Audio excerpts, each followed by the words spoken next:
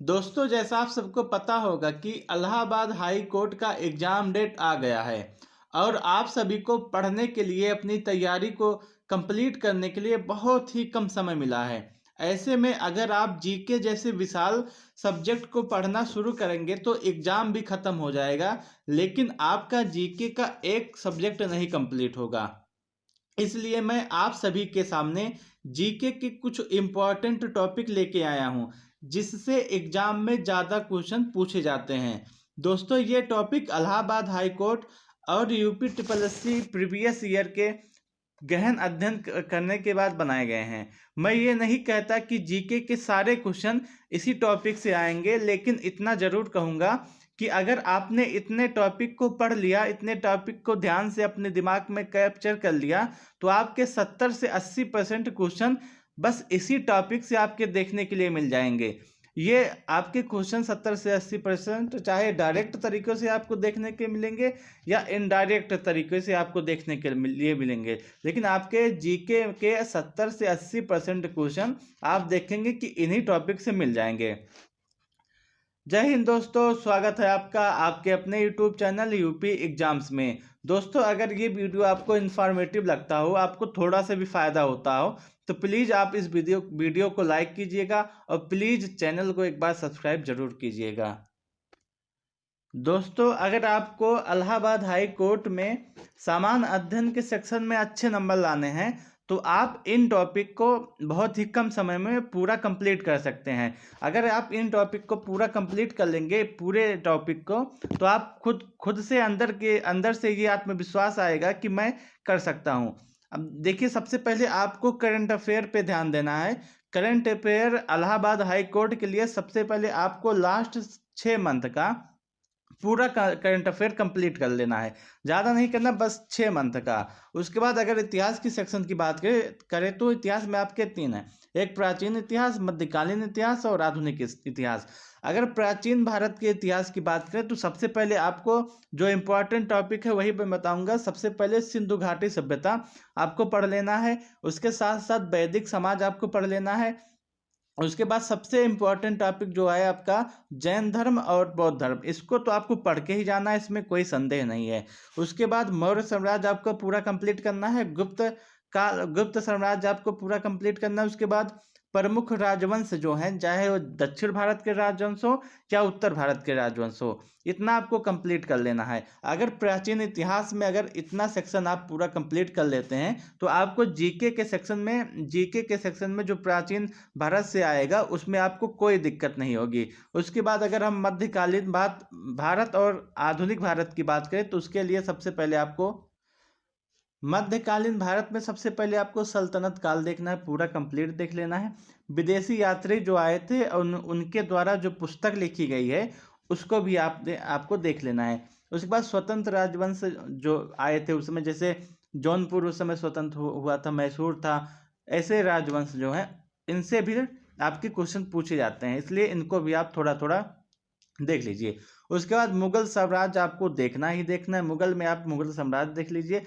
उसके साथ साथ आप मुगल की शासन व्यवस्था आप देख लीजिए। उसके बाद मराठा बहुत ही इंपॉर्टेंट टॉपिक है। आप प्रीवियस ईयर उठाएंगे तो देखेंगे कि मराठा से या मुगल साम्राज्य से आपके एक क्वेश्चन पूछे गए हैं। उसके बाद स्थापत्य, ये पूरे मध्यकालीन का अगर कोई स्तंभ है तो वो स्थापत्य है। अगर स्थापत्य आप पूरी तरह से पढ़ लेंगे तो आपको मध्यकालीन भारत समझ में आ जाएगा। इसलिए स्थापत्य आपके जितने भी है आपको अच्छे तरीके से पढ़ना है। उसके बाद आधुनिक भारत की अगर हम बात करें तो आधुनिक भारत में सबसे पहले आपको जो राष्ट्रीय आंदोलन थी, आधुनिक भारत में जो सबसे पहले राष्ट्रीय आंदोलन है, जितने भी राष्ट्रीय आंदोलन हुए हैं उन सबको देख लेना है। कब हुआ था, किसने नेतृत्व किया, क्या हुआ, उसमें परिणाम क्या हुआ, सब कुछ आपको देख लेना है। उसके बाद 1857 की क्रांति आपको देख लेना है। उसके साथ साथ यूरोपीय व्यापारी जो कंपनियां थी, कहाँ कंपनी स्थापित की गई, पहली कंपनी कहाँ पे लगी, उसके बाद दूसरी कंपनी कहाँ पे लगी, ऐसे टाइप के जो सवाल हैं उसको भी आप अच्छे तरीके से देख सकते हैं। उसके बाद अंग्रेजी शासन व्यवस्था जो थी, जैसे सभी गवर्नर जनरल हुए, कब आए, उनके द्वारा क्या कार्य किया गया, ऐसे सवाल जो आते हैं उसको भी आपको देख लेना है। कांग्रेस से संबंधित जितने भी सवाल हैं आपको देख लेना है। स्थापना कब हुई, प्रमुख अधिवेशन जो हैं उसको भी आप देख सकते हैं। उसके साथ साथ गांधी युग सबसे ज़्यादा इम्पोर्टेंट है कि अगर आप गांधी युग पूरा पढ़ लेते हैं तो आपको पूरा आधुनिक भारत अच्छे तरीके से समझ में आ जाएगा। उसके साथ साथ सामाजिक सुधार जो हुए हैं उसको भी आप देख लीजिएगा, और उसके साथ साथ पूरे इतिहास में जो प्रमुख युद्ध हुए हैं इसको देखना तो आप बिल्कुल भी ना भूलिएगा, क्योंकि इससे भी आपके ज़्यादा सवाल बन सकते हैं। अगर आप इतना सेक्शन जितना मैंने बताया, अगर इतिहास के लिए आप इतना देख लेते हैं तो आपको इतिहास के सेक्शन में कोई दिक्कत नहीं होगी। इतिहास से अगर क्वेश्चन पूछा जाएगा तो इसी टॉपिक से पूछा जाएगा। उसके साथ साथ अगर हम आगे जियोग्राफी की बात करें तो जियोग्राफी के लिए आपको सबसे पहले देखना है कि भारत की भी देखना है, विश्व की भी देखना है। उसके नदियाँ, झीलें, जलप्रपात, पहाड़, सब कुछ भारत की भी और विश्व की भी। नदियाँ सबसे ज़्यादा इम्पोर्टेंट है जियोग्राफी के सेक्शन में।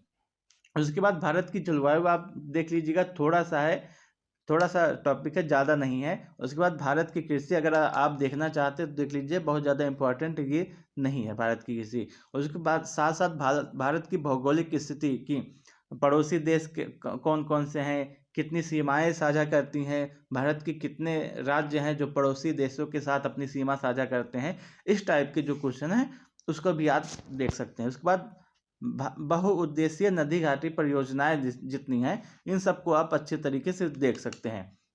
उसके बाद वन्य जीव अभ्यारण्य और राष्ट्रीय पार्क जितने भी है आप अच्छे तरीके से देख लीजिएगा। और देश राजधानी मुद्रा आप इसको स्टैटिक के सेक्शन में भी कंप्लीट कर सकते हैं और जियोग्राफी के सेक्शन में आप कंप्लीट कर सकते हैं, लेकिन देश राजधानी मुद्रा आपको जरूर से जरूर देखना है। उसके बाद जनगणना एक इम्पॉर्टेंट टॉपिक है। आजकल देखा गया है कि जनगणना से कम सवाल आने लगे हैं, लेकिन ऐसा नहीं है कि जनगणना से सवाल नहीं आएंगे। जनगणना आपके लिए बहुत ही इम्पोर्टेंट टॉपिक है। उसके बाद सौरमंडल, कौन सा ग्रह कहाँ है, सूर्य से कितनी दूरी पर है, कैसे क्या है, आपको जियोग्राफी सौरमंडल के अंतर्गत ये भी देखना है। अगर आप इतना सेक्शन देख लेंगे तो आपको जियोग्राफी में कोई दिक्कत नहीं होगी। और सबसे पहले आपको सबसे खास जो है नदियाँ, पहाड़, पर्वत, इतने जो है भारत के भी और विश्व के भी, वो भी आपको अच्छे तरीके से देख लेना है। ये आपका जियोग्राफी का सेक्शन हो गया। उसके बाद आगे बात कर संविधान की, तो संविधान में सबसे पहले आप प्रस्तावना देख लीजिएगा, बिना कुछ पूछे प्रस्तावना आपका सबसे ज़्यादा इम्पोर्टेंट है। उसके बाद विदेशी जो स्रोत हैं कि कौन सा टॉपिक, जैसे डीपीएसपी कहाँ से लिया गया है, उसके बाद मौलिक अधिकार कहाँ से लिया गया है, मौलिक कर्तव्य कहाँ से लिया गया है, किस देश से लिया गया है, संविधान संशोधन कहाँ से लिया गया है, इस टाइप के जो सवाल है वो आपके एग्जाम में पूछे ही जाते हैं। उसके बाद आर्टिकल 1 से लेके आर्टिकल 51 तक, अगर हो सके तो आप सबसे पहले 100 तक, आर्टिकल 1 से लेकर आर्टिकल 100 तक याद कर लीजिएगा।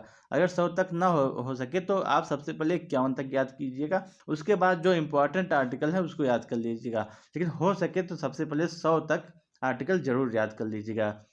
उसके बाद भाग और अनुसूचियाँ जितनी भी हैं अच्छे तरीके से आप पढ़ लीजिएगा कि किस भाग में कौन सा आता है, और अनुसूचियाँ भी। उसके बाद मौलिक अधिकार और डीपीएसपी और न्यायपालिका, इस 3 टॉपिक को आपको पूरी तरीके से पढ़ना है। मौलिक अधिकार भी आपका बहुत ही इम्पोर्टेंट टॉपिक है, डीपीएसपी भी बहुत ही ज़्यादा इम्पोर्टेंट टॉपिक है आपके संविधान के अंतर्गत। उसके बाद राष्ट्रपति, प्रधानमंत्री, राज्यपाल, उपराष्ट्रपति, ये जितने ही टॉपिक हैं आप इनको इग्नोर नहीं कर सकते किसी भी एग्जाम में, इसलिए इतने जो टॉपिक है ये आपको पढ़ना ही पढ़ना है। उसके बाद संविधान सभा, जो सभाएं बनी थी कब कैसे, उसके बाद संविधान संशोधन, और उसके बाद संसद भी आपका बहुत ही ज़्यादा इम्पोर्टेंट टॉपिक है। संसद के अंतर्गत आपके राज्यसभा, लोकसभा, ये सब आते हैं, तो उसको भी आप देख लीजिएगा। उसके बाद सबसे ज़्यादा इम्पोर्टेंट एक पंचायती राज है। आप किसी भी एग्जाम के उठा के देख लीजिए, पंचायती राज से एक सवाल पूछे गए हैं। उसके बाद निर्वाचन आयोग। अगर आप संविधान के सेक्शन में इतना, आप जितना मैं बता रहा हूँ इतना आप देख लेते हैं तो आपको संविधान में कोई भी दिक्कत, कोई भी परेशानी नहीं होगी। आप संविधान का एक क्वेश्चन नहीं छोड़ के आएंगे अगर आ गया एग्जाम में, बस आपको इतना देखना ही पड़ेगा। उसके साथ साथ अगर हम बात करें इकोनॉमिक सेक्शन की, तो इकोनॉमिक्स के सेक्शन के अंतर्गत सबसे पहले आपको पंचायती राज पढ़नी, पंचवर्षीय योजना पढ़नी है। पंचवर्षीय योजना पढ़नी है सबसे पहले, उसके बाद बैंक पढ़ना है, और करंट के अंतर्गत जो इकोनॉमिक में चेंजेज हुए हैं, जो बदलाव हुए हैं उसको देखना है, और बजट देखना है। आपको इकोनॉमिक में बस इतना ही टॉपिक देखना है। बहुत ज़्यादा इकोनॉमिक, अगर आप नए स्टूडेंट हैं, नया पढ़ना शुरू किए हैं, तो आपको इकोनॉमिक समझ में भी नहीं आएगा। इसलिए आप सबसे पहले इतने टॉपिक को देख लीजिए। और इकोनॉमिक से ज़्यादा सवाल पूछे भी नहीं जाते हैं आपके एग्जाम में, 1 या 2 सवाल पूछे जाते हैं, जो कि या तो बैंक से आ जाते हैं या तो पंचवर्षीय योजना से आ जाते हैं।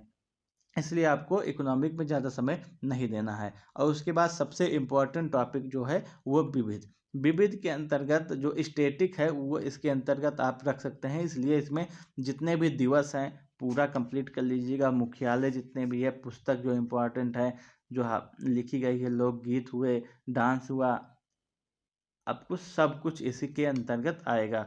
उस अगर आप जीके स्टैटिक के अंतर्गत जितने भी टॉपिक हैं, इसके और भी टॉपिक हैं, पूरा मैं नहीं लिखा हूँ। दिवस जितने भी है, मुख्यालय जितने भी है, पुरस्कार जितने हैं, लोकगीत जितने हैं, सब कुछ आप अच्छे तरीके से पढ़ लीजिएगा। डांस जितने भी हैं, और उसके बाद मेला जो हुआ उसको भी आप अच्छे तरीके से पढ़ लीजिएगा। उसके बाद हम बात करें कंप्यूटर के सेक्शन में, तो कंप्यूटर के सेक्शन में सबसे पहले, कंप्यूटर में आपको बिल्कुल भी घबराने की ज़रूरत नहीं है। सबसे पहले आपको MS ऑफिस कंप्लीट कर लेना है। MS ऑफिस के अंतर्गत जितने भी आते हैं, चाहे एक्सेल हो, चाहे पावर पॉइंट हो, चाहे वर्ड हो, इसको आप अच्छे तरीके से कंप्लीट कर लीजिएगा। उसके बाद जितने भी शॉर्टकट की हैं इसको आप देख लीजिएगा, फुल फॉर्म आप देख लीजिएगा, मेमोरी देख लीजिएगा, इनपुट और आउटपुट। इतने अगर टॉपिक आप देख लेंगे तो आपको कंप्यूटर के सेक्शन में बिल्कुल भी घबराने की ज़रूरत नहीं पड़ेगी। अगर आपने इलाहाबाद हाई कोर्ट के एग्ज़ाम में अगर जीके के अंतर्गत, सामान्य अध्ययन के अंतर्गत इतने टॉपिक देख के चले जाएंगे, तो मैं गारंटी लेता हूँ आपके 70 से 80 क्वेश्चन, 70 से 80% क्वेश्चन कहीं नहीं गए हैं। 70 से 80% क्वेश्चन आपके 25 नंबर का आएगा। 25 नंबर से आप 18 से 20 क्वेश्चन तक तो आप कर ही ले जाएंगे, डायरेक्ट तरीके से या इनडायरेक्ट तरीके से। लेकिन आपको सबसे पहले इतने टॉपिक को देखना है। इतने टॉपिक को आपको देखने में बहुत ज़्यादा समय नहीं लगेगा। इतना टॉपिक आप 10 दिन में आराम से देख सकते हैं। अगर ये वीडियो आपको अच्छा लगा हो, थोड़ा सा भी इंफॉर्मेटिव लगा हो, आपको लगता है कि इस वीडियो के देखने के बाद मुझे थोड़ा सा भी फ़ायदा हुआ है, तो प्लीज़ आप सभी चैनल को ज़रूर सब्सक्राइब कीजिएगा और वीडियो को ज़रूर लाइक कीजिएगा। वीडियो को लास्ट तक देखने के लिए आपका बहुत बहुत धन्यवाद।